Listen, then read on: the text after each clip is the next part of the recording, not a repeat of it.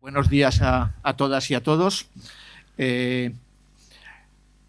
Agradezco a Mauricio su presentación. A veces me da la sensación de que nadie sabe nada de nada. Yo, después de más de 30 años en el sector del frío, sigo aprendiendo cosas, con lo cual ya lo que os voy a decir ahora no sé si es importante o no. En cualquier caso, agradezco a Julius este tipo de confesiones de humildad que de vez en cuando me hace. Dejadme que os presente porque, claro, es Mauricio, como todo el mundo lo conoce, ya partimos de la que todo el mundo lo conoce. A Félix lo sabéis, ¿no? Durante 25 años ha estado como en diferentes servicios en Danfoss, desde el área técnico y comercial. El año 2018 se pasó a lo oscuro y se fue, y eso era AEFIT, y está como adjunto de gerencia de AEFIT en este momento. Empiezo. Sí, sé. De alguna manera, en refrigeración industrial con amoníaco, dice, bueno, pues tengo que contextualizar, aunque sea muy rápido. Dices, pues hay distintos tipos de refrigerantes en función de los distintos tipos de aplicaciones, de los sistemas y de los ciclos. Yo tenía preparada una película, porque tengo muchas diapositivas. Ahora tengo que hacer un corto, pero bueno, será más rápido. Entonces, de alguna manera, tenemos aquí distintas arquitecturas frigoríficas típicas o que nos podemos encontrar en los sistemas de amoníaco y los sistemas de baja carga pueden ser en cualquiera de ellos. De alguna manera, Mauricio ha hecho referencia permanentemente a los sistemas de expansión seca, pero también los sistemas inundados se está trabajando mucho en reducir la carga de los refrigerantes que hay en ellos. Es verdad que la reducen menos que los de expansión seca porque tienen un potencial de reducción de carga menor, pero también estarían ahí. Entonces, de alguna forma, tenemos en la parte superior derecha el sistema de expansión seca que todo el mundo conoce con cualquier refrigerante, y luego en la parte intermedia, en el medio, ahí está el circuito de doble tapa con dos compresores, con un economizador abierto. Luego, en la parte inferior, lo tenemos con un solo compresor que tiene dos aspiraciones. Una en la aspiración baja y luego un agujero en el medio por donde aspira a otra presión, que es cuando hablamos de economizador. Y luego, en la parte inferior izquierda, tendríamos también pues algo que se utiliza con bastante frecuencia, que son los sistemas en cascada, que son un circuito superpuesto con otro, donde tenemos un elemento común, que es lo que llaman el cascade cooler, que es el intercambiador, que por un lado es el condensador de un refrigerante y el evaporador de otro. Elemento que tiene unas características especiales y difíciles de controlar porque está sometido a unas diferencias de temperatura para nada habituales en nosotros. Si vosotros miráis en los condensadores, ¿qué diferencia de temperatura tenemos entre el aire / agua y el refrigerante? ¿15 grados? Por ahí, diríamos. En el evaporador, 8 grados, 12 grados, 15 grados, también. Pero es que en este intercambiador de calor, por un lado tenemos el gas que sale de la baja presión, del circuito de baja temperatura, que tiene una temperatura de descarga que pueden ser a lo mejor 80 grados o 60. En cualquier caso, hablamos de temperaturas superiores a los 50 grados. Y el circuito de alta está evaporando como poco o como a menos 10 grados, o por debajo, o a cero, con lo cual entre 50 y 0 grados hay un salto térmico de 50. Ostras, es el único elemento de las instalaciones que tenemos con ese salto térmico tan grande. Los otros tienen 15 grados y van bien servidos. Ahí tenemos 50. Y eso hace que ese elemento sea especial, pero en cualquier caso no es el motivo de todas estas conferencias, de esta charla. Aquí de alguna manera pongo un poquito más en detalle los distintos sistemas que nos podemos encontrar. Los tenéis ahí, podríamos tener distintas configuraciones y ya estaría. Me detengo un poquito más en esta, simplemente pues para diferenciar el sistema de expansión seca. En la parte superior he puesto las tres imágenes o las tres figuras. Un circuito con un intercambiador de calor en la aspiración, simplemente para visualizar de forma distinta cómo lo representan unos fabricantes o cómo lo representan en otros programas, pero para saber que estamos hablando de lo mismo. En un sistema de expansión seca, pues es el de siempre. En amoníaco de expansión seca, básicamente también, tendríamos ese, pero básicamente porque realmente luego va a ser un doble etapa o con economizador. En el medio tendríamos el típico sistema inundado con una bomba, típico de los sistemas inundados de mucha carga de amoníaco. Y quiero remarcar, dado que aquí hay muchos estudiantes, que... a ver, yo cómo marco aquí el puntero.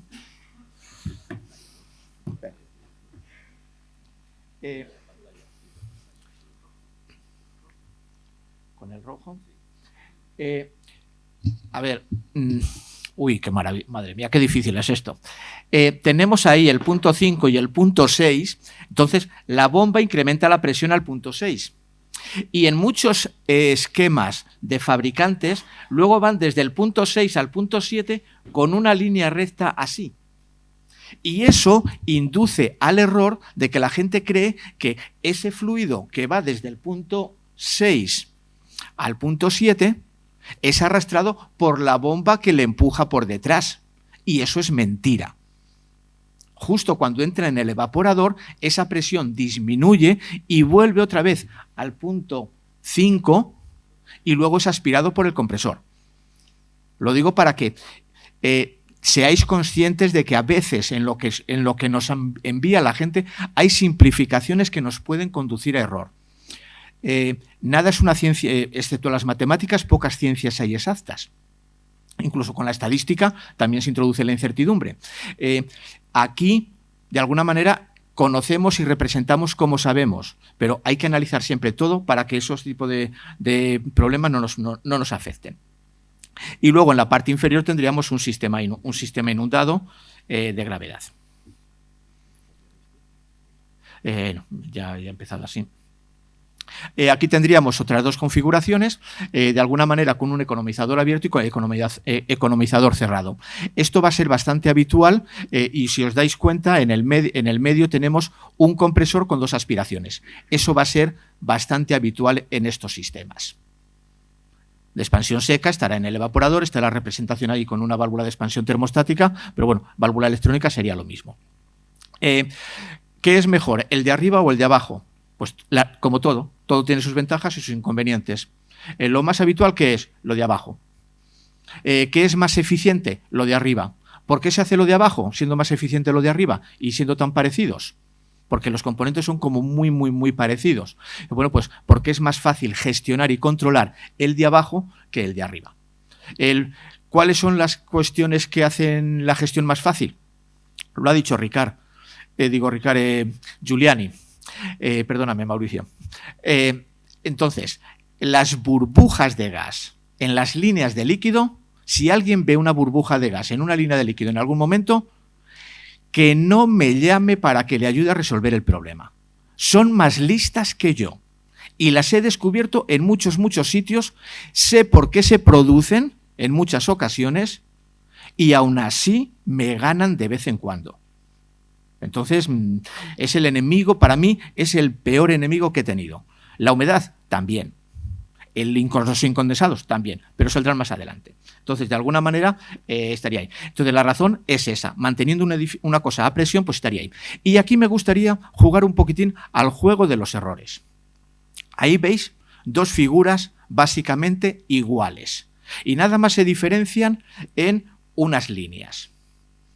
Aviso, están por la parte inferior derecha de las dos figuras. O sea, es decir, la parte superior es idéntica. Las partes inferiores izquierda también. La parte inferior derecha, pues tienen ahí el depósito es común, pero daos cuenta la entrada del líquido que expansiona en ese depósito. En un caso está por la derecha, y en el otro caso está por la izquierda. Entonces, está pinchando, está metiendo o está expansionando un líquido que sale del recipiente de líquido, en el de la derecha, y en el otro un líquido que sale del tubo que ha pasado por el economizador, por ese intercooler. Claro, ese líquido sale más frío. Luego el recipiente, en la figura de la izquierda, el líquido que se está expansionando estaba más frío que en el de la derecha que se estaba expansionando. Claro, lo fácil de dibujar es lo de la derecha, porque además es mucho más intuitivo. Bueno, pues aquí esa más intuitividad nos va a penalizar energéticamente un poquito. Aquí lo tenemos en esta figura donde representamos con otras figuras el efecto frigorífico en el que entraba por la derecha, es decir, el ineficiente, esta figura sería la ineficiente, y entonces aquí tenemos que en el M1 y en el M2 generan unos trapecios distintos. En el de la derecha, como sale subenfriado el líquido, expansiona y ahí se gana un poquito de eficiencia energética. ¿Es poco? Bueno, hay que hacer números y sale. En cualquier caso, se gana. Y es que es exactamente el mismo coste. Simplemente es, en lugar de pinchar antes, es pinchar después. Punto y pelota. Así. Y llego a lo que a mí más me gusta de refrigeración. No es de amoníaco de baja carga ni de nada. Es la regla de los 5+1. La regla de los 5+1 os puedo decir que a mí me enseñó a resolver los problemas en lugar de en 2 horas, en 10 minutos. ¿Por qué? Pues porque cuando yo he trabajado mucho en la resolución de problemas. Problemas es que algo se rompe. Y siempre dicen, es que el producto es malo. Mentira. Es que a ese producto lo hemos maltratado. ¿Que también hay productos malos? Sí, pero muy pocos. ¿Por qué lo hemos maltratado? Porque le hemos metido algo que no le corresponde. Entonces, ¿qué es lo que le hemos podido meter? Pues hombre, en una instalación frigorífica por dentro está refrigerante y aceite. Y tienen que estar en forma de líquido o de vapor. Entonces, lo que hay que saber es, en ese punto que has estropeado, ¿qué tiene que tener? ¿Líquido o vapor? Una vez que tenemos eso definido, ya vamos a ver. Pues si tiene que tener vapor, se ha roto porque le hemos metido líquido. Y si tiene que haber líquido, se ha roto porque le hemos metido vapor. Más o menos simplificando. No puedo resumir en 2 minutos una cantidad de experiencias. Entonces, ¿por qué se acumula líquido o vapor en un sitio donde no debe? Pues porque se mueven siguiendo esos 5 principios más el 1 que está en la parte inferior. Es de presiones altas a presiones bajas.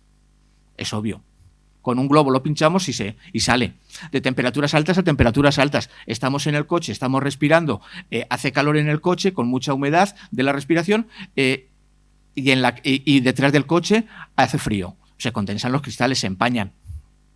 Recordar aquello de que el diablo se aliaba con los jóvenes para que continuasen pecando, y de esa manera pues lo podemos recordar. Si una persona sube a mucha altura y se tira de cabeza, pues se la rompe. La gravedad.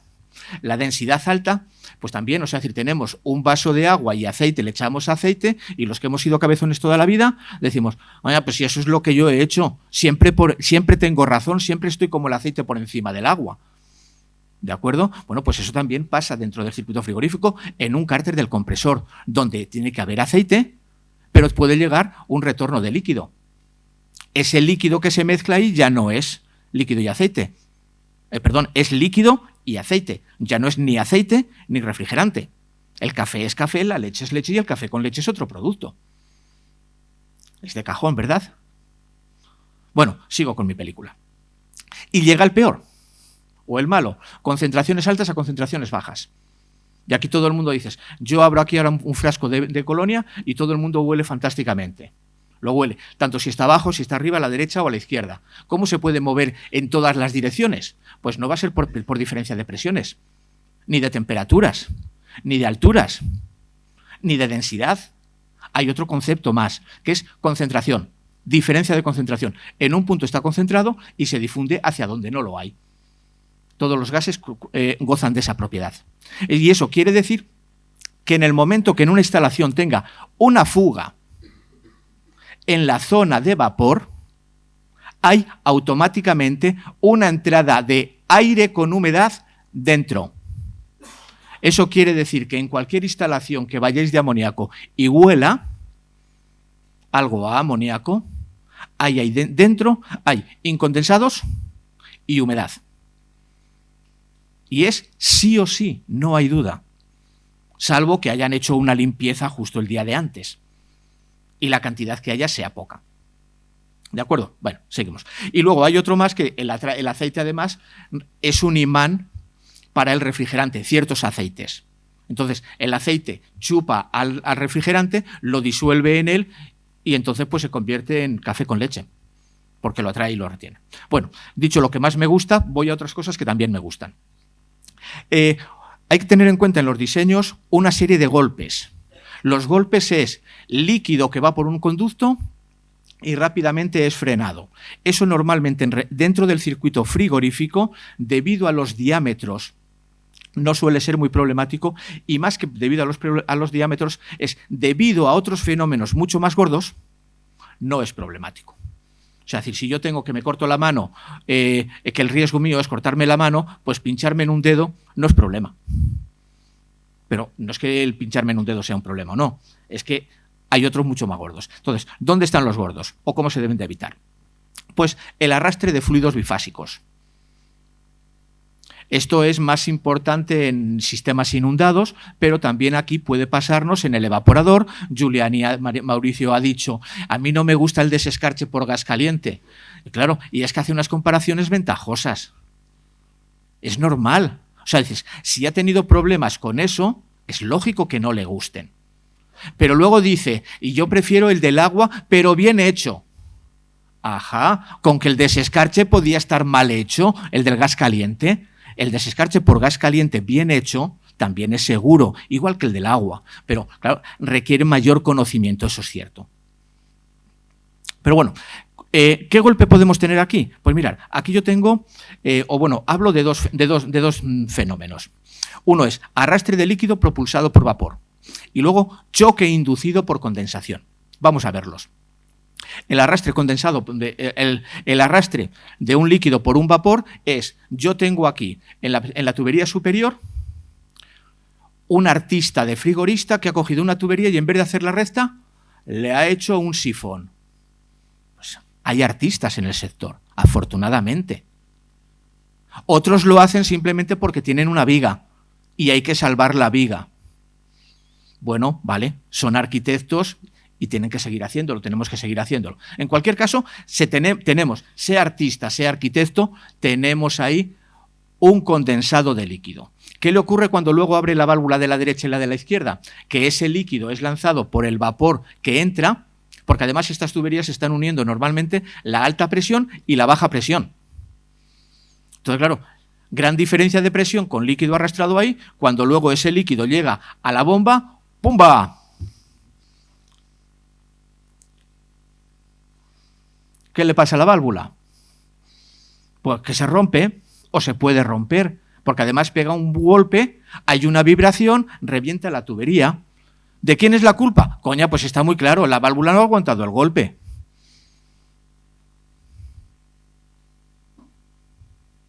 ¿De acuerdo?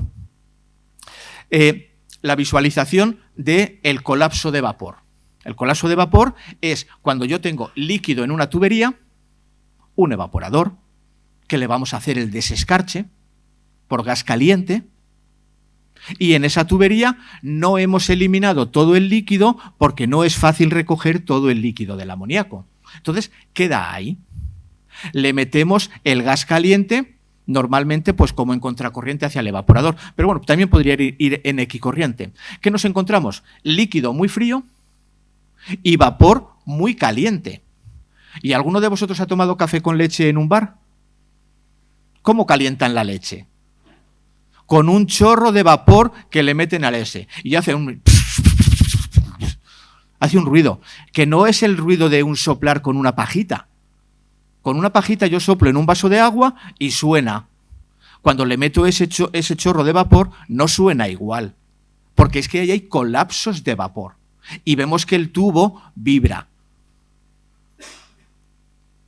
Bueno, pues eso en exagerado lo estamos haciendo también cuando metemos el gas caliente y le metemos ahí en esa tubería. Entonces lo que ocurre es esto, pues pumba, golpe. Hay un colapso fuerte de vapor. Y eso genera un golpe con una onda expansiva. Y ahí tenemos que tener en cuenta que ese golpe, con esa onda expansiva, genera una pulsación que puede romper cualquier cosa.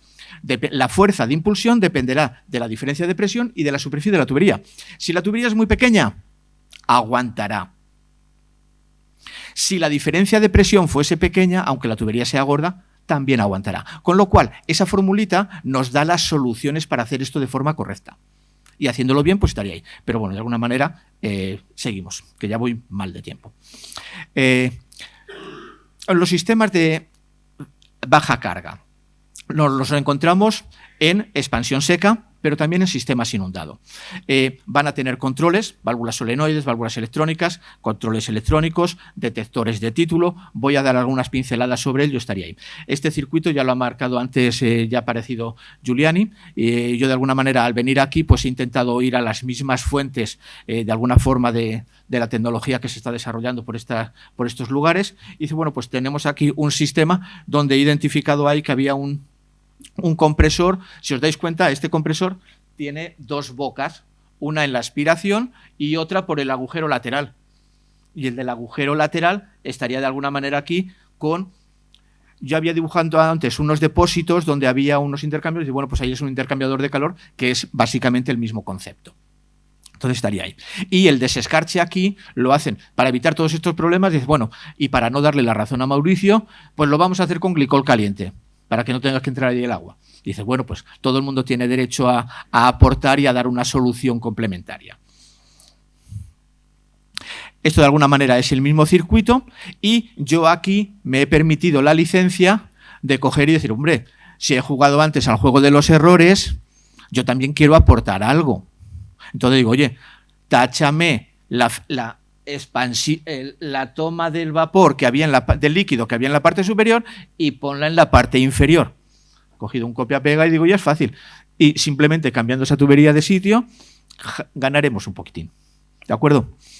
Es simplemente de alguna manera para que vean que he hecho, ya que no hago todos los deberes, alguno de vez en cuando hago. Bueno, también en la parte superior derecha tenéis en miniatura el circuito para recordar cuál es el beneficio que teníamos aquí de poner la válvula en un sitio o en otro. Porque si no, muchas veces cuando pasamos de una a la otra, como el que lo ha hecho se lo sabe, está ahí, pero los que estamos repasando lo que nos han dicho, dicen, oye, pues estos recordatorios a mí me gustan. Este es un sistema de expansión distinto de sistema inundado con un separador en U. De alguna manera también son sistemas de baja carga, pero los tengo menos vistos. Y luego, de alguna manera, pues válvulas. En todas las tuberías hay válvulas. Las primeras, y estas son para todo tipo de sistemas, solenoides normalmente abiertas o normalmente cerradas. La más sencilla, de alguna manera, bueno, aquí hay unas secciones de distintos tamaños y de alguna manera aquí tenemos una animación de una válvula directa. Muy simple, muy simple.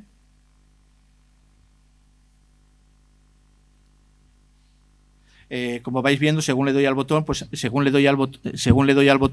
pues se ha abierto la válvula. Bueno, está trabajando en solo, se energiza y ahora se cierra y fuera.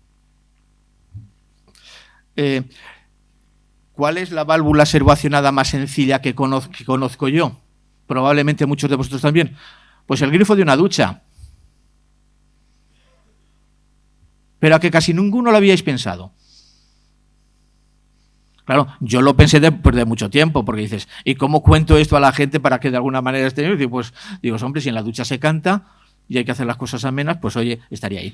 En la ducha yo abro el grifo y el agua cae por el grifo.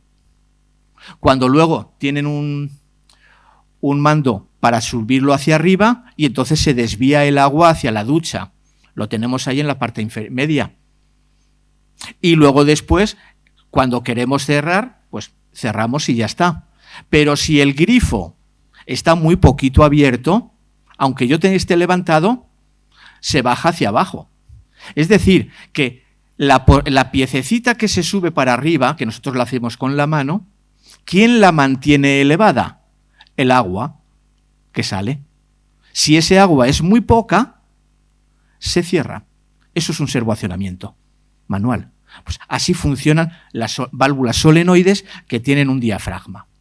Veis ahí una válvula solenoide y una línea negra que corta la figura roja, que separa la parte roja de la blanca, que es un diafragma. Esa es la válvula que yo estoy tirando con la mano, pero como aquí no tengo mano, porque no puedo estar ahí permanentemente y no es una buena forma de... o sea, podría ser una forma de reducir el paro.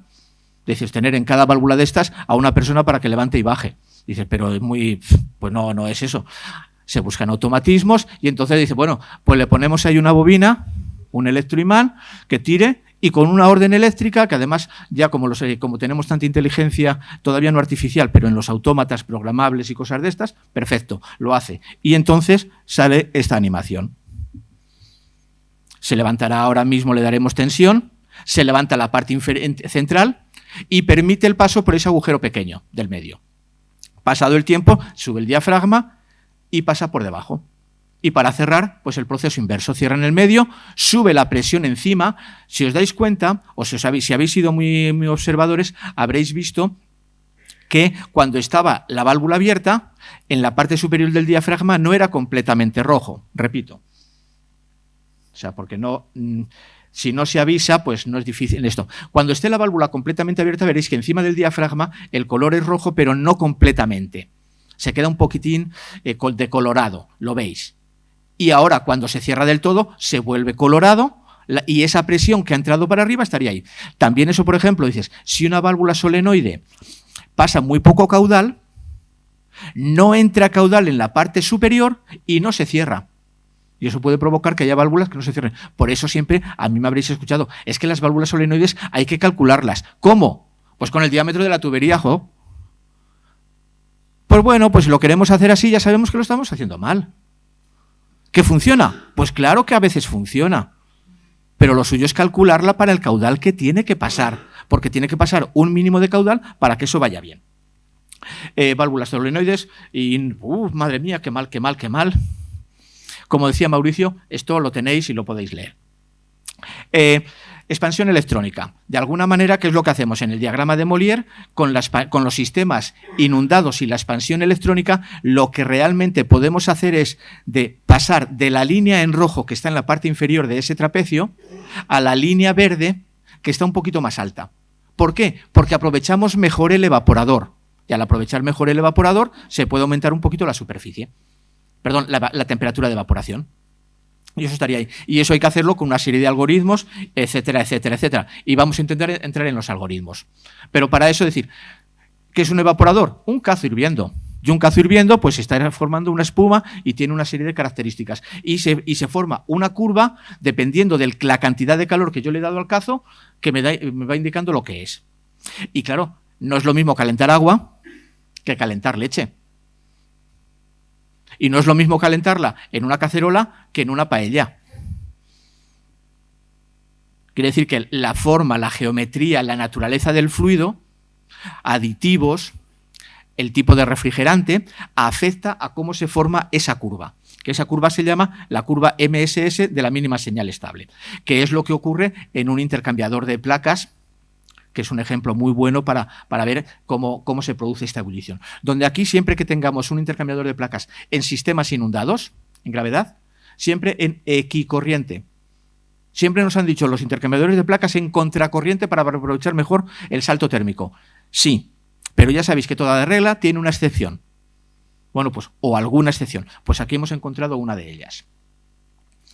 Y la curva de la mínima señal estable es lo que me indica la zona en la que yo tengo espuma de la que tengo solo vapor, que además es variable dependiendo de las condiciones de funcionamiento. Y como me quedan 5 minutos, no puedo irme sin decir que como una ola, el frío llegó a mi vida, como una ola de fuerza desmedida, de espuma blanca y rumor de caracola, como una ola. Y yo quedé prendido en tu tormenta. Perdí el timón sin darme apenas cuenta, como una ola. El frío creció como una ola. Como una ola, el frío llegó a mi vida. Como una ola de fresco y de caricias. Sentí en mi dedo tu frescura portentosa, como una ola. Y me marché contigo al compresor, sin escuchar las voces del evaporador, como una ola. El frío se fue como una ola. Bien, seguimos. ¡Ey, que no he terminado! Esto es al final, que esto es al final. Yo le dije un día que si era capaz de cantarlo, yo bailaba. Espero que no lo cante. Lo ha dicho a posteriori. Porque ayer se lo comenté y se rajó. Me dice, como lo digas, yo no bailo. Digo, pues si no bailas, la recito solo. Esta curva limita la zona de líquido y de vapor, pero es variable. Es decir, cuando yo tengo un hielo o algo funcionando mal, esa curva se mueve y eso genera retornos de líquido. Y eso es un problemón. Y eso es lo que hay que controlar en los sistemas de expansión seca. Realmente en los sistemas de expansión seca, cuando hacemos esta representación, os dais cuenta de que ahí tenemos el recalentamiento. Bueno, pues ese recalentamiento es vital para el control. Y normalmente dibujamos una línea recta vertical. Realmente deberíamos dibujar una línea recta vertical hasta que llegamos al punto de esa curva, donde la recta pues, sufre una curva espacio-temporal o algo así, se curva y sigue paralela, muy próxima a esa curva MSS de la mínima señal estable del recalentamiento. Esto compatibiliza, porque siempre hay fabricantes que dicen es que no se puede ajustar un recalentamiento inferior a este valor porque hay retornos de líquido. Lo que están diciendo es que ellos, si ajustasen el recalentamiento, no serían capaces de seguir esa línea del 1 cuando se curva, o del 2 o del 4 cuando se curva, y por eso establecen un mínimo, lo cual es completamente correcto y eso funciona muy bien. Pero hay otros que no dicen nada de eso. Yo también tengo mis dudas, pero no lo sé, pero puede ser que sigan esa curva del 1 que es paralela o del 4 paralela a ese valor. Y introduciría cierta compatibilidad entre lo que dicen distintos fabricantes que aparentemente es incompatible. Pero con esa modificación de las curvas de recalentamiento sería posible. ¿Y qué pasa por dentro? Pues, a ver, las válvulas las vamos a controlar. Esta figura no es realista, la de ese evaporador, es simplificada. Realmente la proporción de vapor siempre es mucho más alta. Pero de alguna manera lo que se indica aquí es que tenemos varias zonas con distintas señales del recalentamiento. Aquí hay mucha gente que se dedica al diseño y a la programación. No pensar solo en el recalentamiento, pensar en el recalentamiento, que es una resta de presión y temperatura, pero pensar también en la presión, porque si la presión baja, se puede reaccionar directamente a la presión. Y la temperatura también varía. O sea, es decir, no analizar solamente la temperatura, sino la diferencia de temperatura a lo largo del tiempo, es decir, la derivada. O la variación de la temperatura, derivada segunda. Porque quizás introduciendo esos parámetros en el algoritmo de control podáis conseguir cosas que otros ya tienen desarrollados y que llaman de una forma muy curiosa, pues como dominó o como ALC o cualquier otra cosa. Y estas ideas son válidas también para no solamente presión, para el título. O sea, es decir, cuando yo tengo un sensor de título, yo puedo decir con el título directamente, pero también puedo decirlo con la variación del título de derivada primera o derivada segunda del título. O sea, es decir, que intentar analizar los sistemas a los que os dediquéis al diseño para que eso a lo mejor os pueda aportar soluciones. Y esta la quiero decir y luego tengo otra también que quiero contar. Cuando nosotros tenemos un evaporador, no todo el evaporador rinde lo mismo. Eso es consecuencia de la proporción de líquido y de vapor. Hace tiempo que yo tengo una gráfica donde una compañera mía en el año 2000 o 2002 hizo números con una gráfica que salía en un libro de refrigeración que es la Biblia de frío industrial, el Stoker, donde había unas transferencias de calor determinada. Y decía que donde se produce el máximo de transferencia es en el título 07, 08, 09, eso es variable, depende del refrigerante, cada uno tienen una, tienen otra, pero lo que quiere decir es, si todo el evaporador estuviese con título 09 o 08, rendiría más que si todo el evaporador estuviese con título 02. Porque la misma superficie transmite mucho más calor. No estoy analizando eficiencia energética, simplemente estoy analizando transferencia de calor. Y eso nos llevó a que si yo metía en un evaporador líquido con un título de 0 y lo sacaba totalmente evaporado, transmitía 1000 vatios. Esto era para R12. Pero si lo metía con un título del 0,6, es decir, el 60% ya vapor, transmitía 1.700 vatios. Es decir, ha aumentado la capacidad un montón. Obviamente también hay una parte luego de recalentamiento. No está incluida y no está analizada, con lo cual las proporciones disminuyen y se modifican. Pero es importante esto porque de alguna manera los sistemas semi-inundados, bien gestionados, pueden permitirnos tener evaporadores más pequeños. ¿Por qué los evaporadores de alguna manera no se han hecho en la expansión seca? Pues por lo que decía Mauricio, no estaban diseñados para hacer expansión seca. Tenemos que fusionar todo el conocimiento de la expansión seca y meterlo dentro del amoníaco. Se puede. El amoníaco es más peligroso, pero como ha dicho Mauricio, también es más sencillo conceptualmente. Si a ese sistema más peligroso le metemos la complejidad de la expansión seca, seguro que ganaremos. Y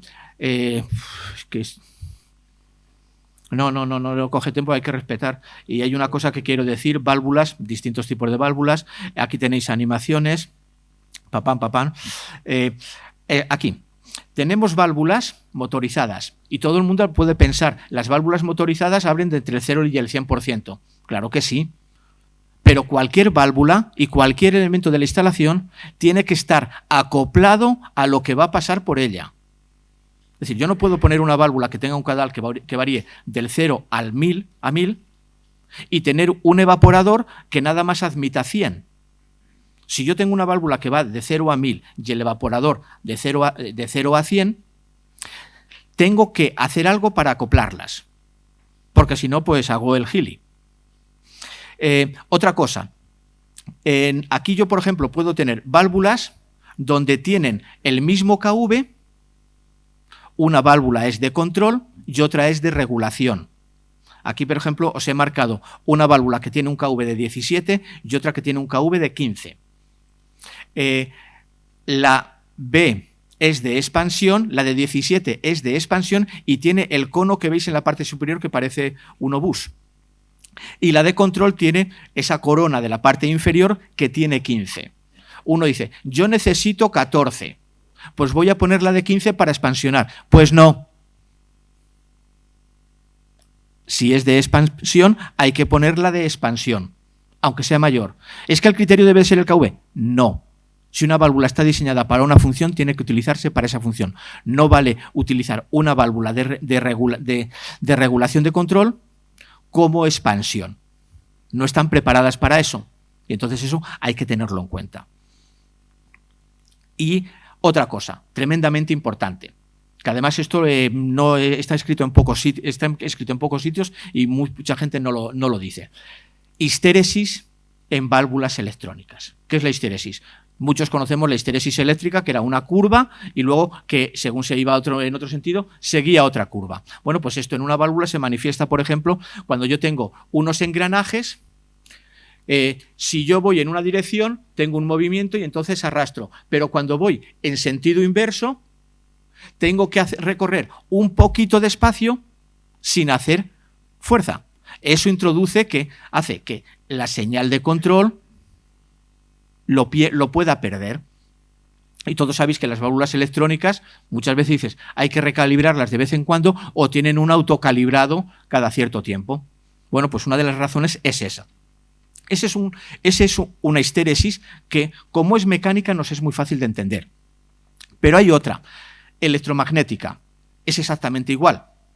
El campo magnético que mueve a la pieza interior puede tener un deslizamiento igual que el mecánico. Por analogía con el mecánico también lo entendemos. Pero hay otro más, puñetero. Refrigeración. El flash gas. Mi amigo. Bueno, mi amigo por la punta D. Crea una indeterminación sobre la posición. El flash gas crea un movimiento en el asiento porque cuando llega la burbuja no empuja y cuando llega el líquido sí. Entonces le está empujando al asiento de forma discontinua. O sea, si le empuja, no le empuja, le empuja, no le empuja. Eso quiere decir que lo mueve. Entonces la descalibra. O sea, es decir, el control puede ser movido por el fluido de dentro. Yo antes también preguntaba, digo, ¿puede entrar un ratón dentro de la instalación frigorífica y mover una válvula? Digo, hombre, pues un ratón no, pero el mismo fluido sí. y es otro hace una indeterminación. Y luego otra cosa también muy puñetera, y ahora ya me estoy pasando del tiempo demasiado. Retroceso de la expansión.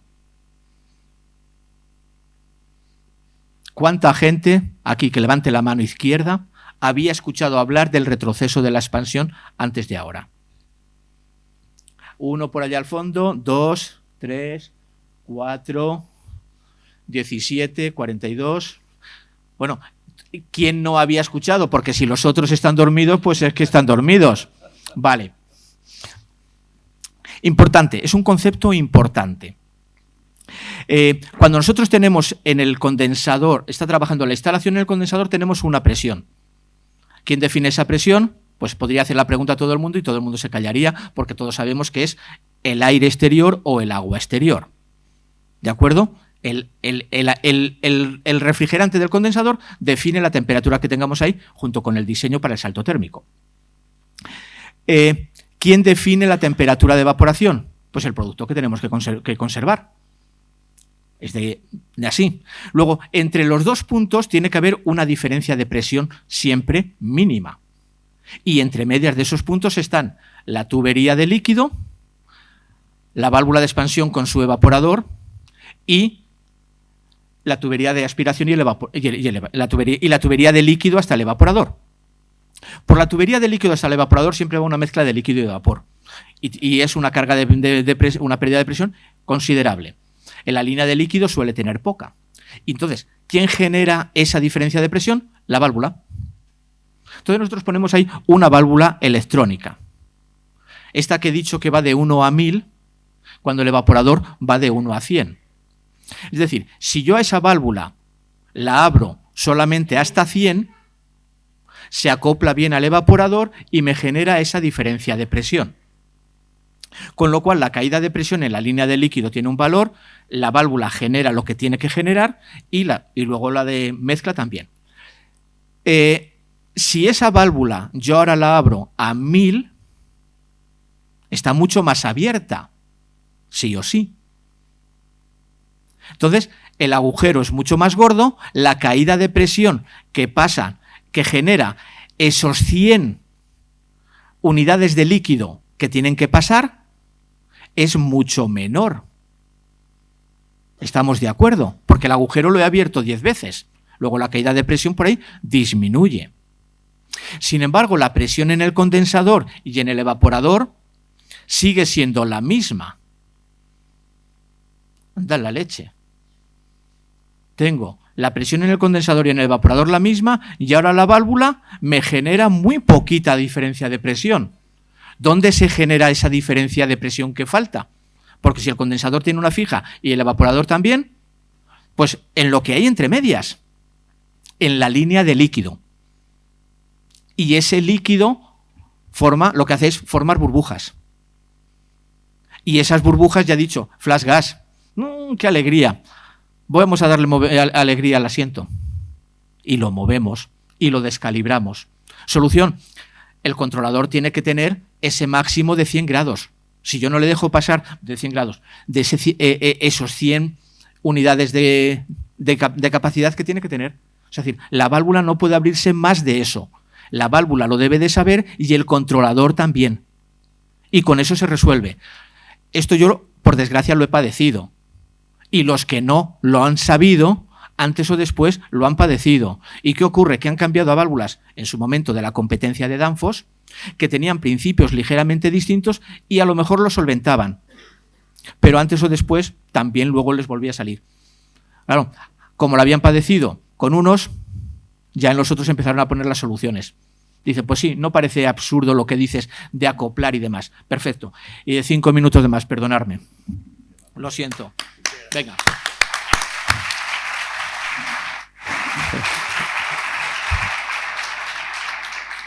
Os invito alguna vez a cortar al amigo Marcelo, o sea, al amigo Mauricio o al amigo Félix, a cortarle cuando está emocionado y todo lo que saben y nos transmiten cada vez. Bueno, acepto como máximo 2 preguntas muy cortas y 2 respuestas muy cortas. Y si no, vamos a tomar café. Tenemos una allá al fondo.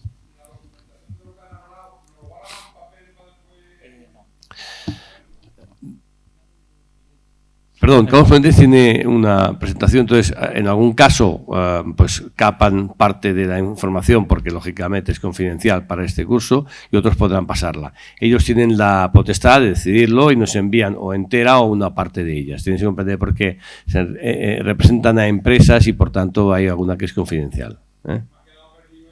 No, no es fácil. Yo me perdí al principio, o sea, no me extraña. Pero en papel no, PDF. Sí. De tener lo que sea en PDF, en papel no. Sí, exactamente.